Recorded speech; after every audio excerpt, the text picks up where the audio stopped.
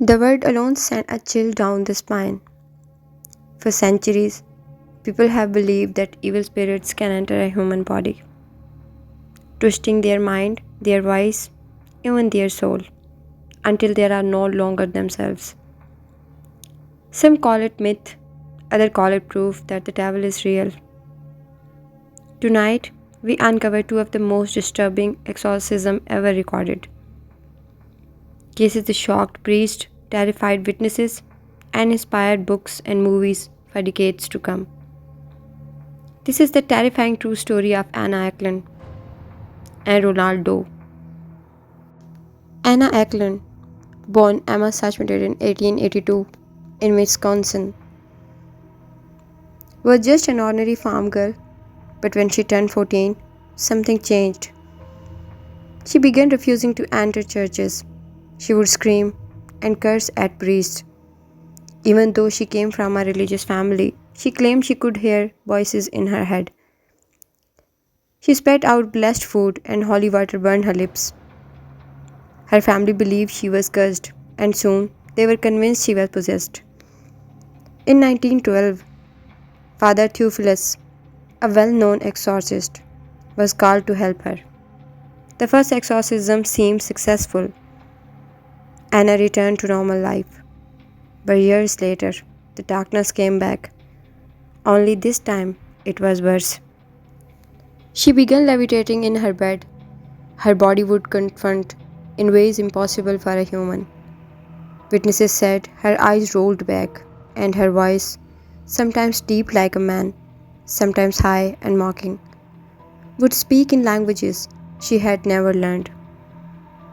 In 1928, Father Ratzinger attempted a second exorcism, one of the most intense ever documented.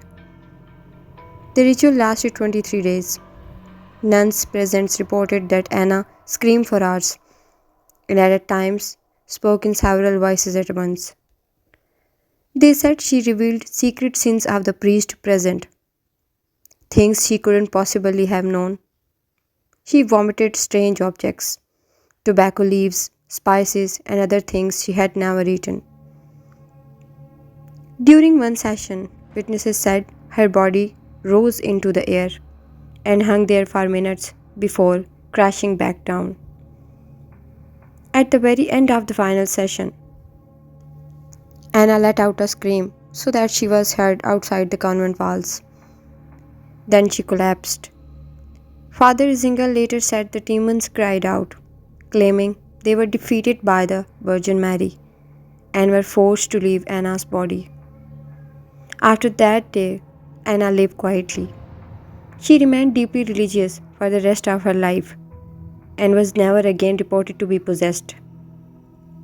Her case remains one of the most detailed exorcism record in history and one of the most terrifying. Our second story begins in Maryland in 1949. A 14-year-old boy known as Roland Doe, his real name still protected, was grieving the death of the beloved Aunt Harriet. She had introduced him to spirit boards and senses, and after her death, strange things began happening in the house. Scratching noises came from the walls, furniture moved on its own, objects flew across the room. Soon the strange events began to center around Roland. He would wake up with scratches on his body. His bed would shake violently. At night, his family heard growls coming from his home.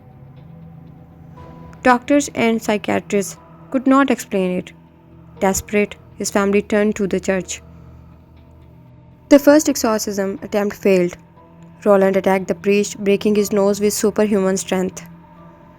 The family moved Roland to a Catholic hospital where several priests tried again.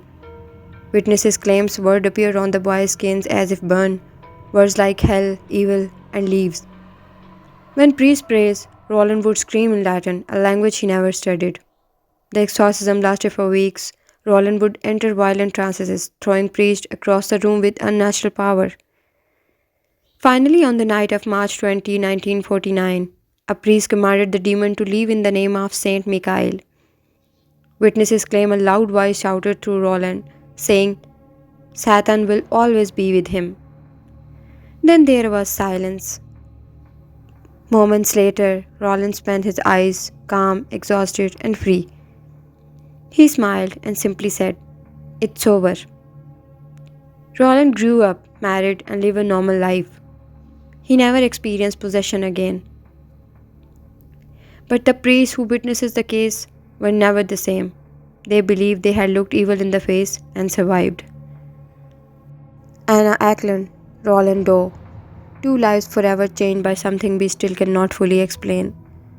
Were they truly possessed by demons? Or were these cases of extreme mental illness, misunderstood at the time? Science and faith continue to debate these questions. But one thing is certain, these stories have left a mark on history, and they still haunt us today. Do you believe in demons' possessions? Or do you think there always a rational explanation? Let me know in the comments below. And if you dare, share this video with someone tonight because you never know they might be listening.